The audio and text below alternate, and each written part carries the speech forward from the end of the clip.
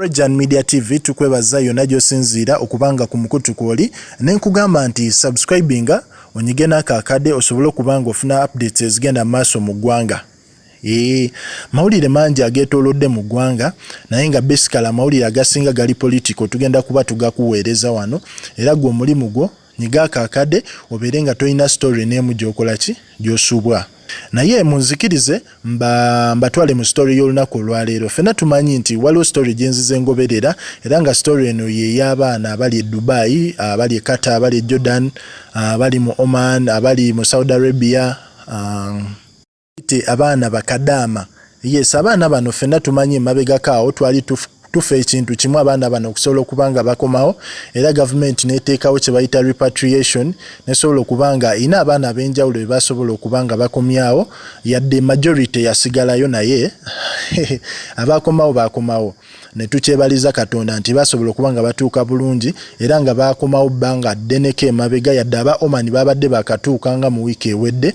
Naye abaana bano mu luvannyuma lw'okutuuka jjukira etteeka ligamba nti abaana bano balina okubeera mu kalantiini okumala ennaku 14. So abaana bateekebwa mu kalantiini okumala ennaku 14 kusobola okubanga beekebejjebwa ekirwadde kya kisenyiga ekibadde kissa abantu ekitadde ensi ku pressure. Naye ebivudde mu kalantiini eyo si birungi olw'ensonga nti buli ali mu kalantiini eyo kigambibwa okuba nti azze asasula ssente buli lukya. Buli lunaku olukya olina okuba ng'osasula ssente ze eza kalantiini buli lunaku ng'osasula ezo ssente.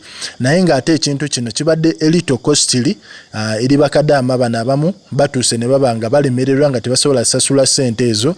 Naye obuzibu bwavudde kwe kuba nti ennaku zaaweddeyo. Ebyembi bisekedwa. Naye ennaku zaabwe zaaweddeyo, ennaku zentegeeza nti ennaku 14. Bali abasooka okujja ennaku zaabwe zasobodde okubanga ziggwayo eza kalantiini naye gavumenti yo nga yo oba minisitule y'ebyobulamu simanyi kyabaddewo naye basobodde okubanga ate bagaana abaana bano okubanga bakola ki bavaayo mu kalantiini. Era twalabye wabaddewoko akavuvungaawo konna abantu baana beekalakasizaamu abantu abadde mu kalantiini eyo. Kalantiini eyo oyinza okuba togimanyi naye tulina kalantiini eri Makerere Kikoni ng'eri mu hositero y'abawala emanyiddwa Garden Courts. Yes, ne tubeera ne kalantiini endala ng'eri era mu Kikoni mwennyini ng'eri ku hoteri emanyiddwa Grand Global Hotel. Yes, mu gundi mu quarantine center zino abantu beekalakasiza ne bagamba tetukyalina ssente za quarantine ennaku zaffe ziweddeyo mutukebedde emirundi gyonna tetulina bulwadde so it is better mutute tukole ki tugende. Ekintu Ministry of Health nga yo ekyagaanyo kikola naye ng'ate obuzibu buli nti bulunaku olukya oba olina osasula ssente za quarantine ekyaleetedde abantu bano obuzibu ne baba nga tebakkiriziganya na mbeera yakuba nti bakola ki basasula quarantine eyo oba okubanga bakyeyongera obbeera mu quarantine nga so bo baagala okubanga baddayo mu famire zaabwe basobole okubanga babeera mu mirembe n'abantu baabwe. Yes, ku Brisher Media TV story eno tujja gigobera tulabe gy'enaakola ki gy'enaakoma naye nga ekikulu ekiriwo gavumenti eteba n'abaana bata abantu ennaku eziba ziweddeyo za kalantiini omuntu bamute agende alabe famire ye kubanga ffenna tumanyi nti baba bamaze omukebera nga talina kirwadde kya kisenyiga.